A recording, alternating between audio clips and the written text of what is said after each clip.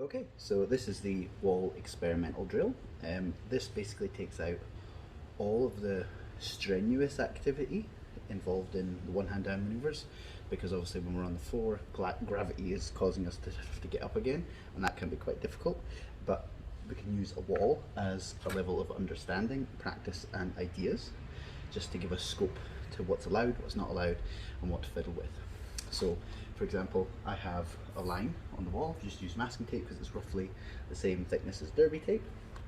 And really, if I think about my body being here on the inside of the track and this being out bounds area, I can experiment by putting one hand down in different scenarios.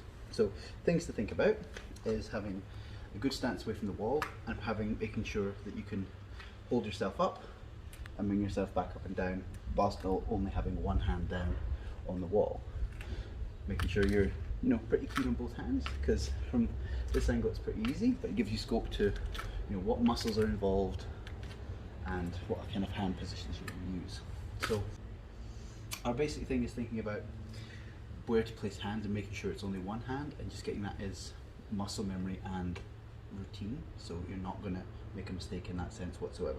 So always making sure that it's only one hand that's out, so it's kind of a bit like a wall press up position, that I'm only ever having one hand out, and if you're not sure, taking that pause to then be like, where can I put it? Oh, I can put it here. Oh, I can't put it there. I can put it here. I can put it there. I can even use my second hand on the out of bounds to get up. It doesn't really matter, just making sure that you've got the habit of only having one out of bounds at any time.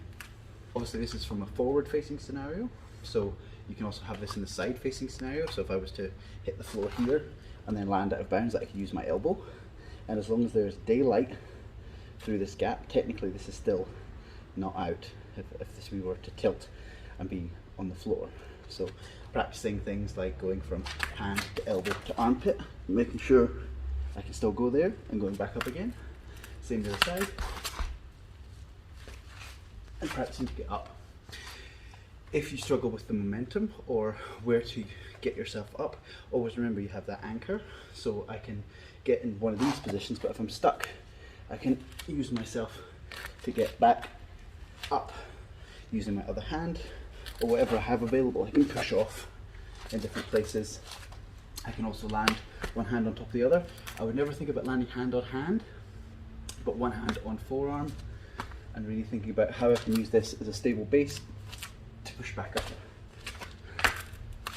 And just experimenting with it wherever you see fit. So whether it's sideways or forward facing, just experimenting with it and imagining at the same time and understanding that you're on the ground. If it helps, you can, obviously this is giving you some sort of scope to where your hands should be, but obviously my knees are, if we put this on the ground, I would be hovering, and we don't want that. So you can always think about your knees on the ground and then having your hands here.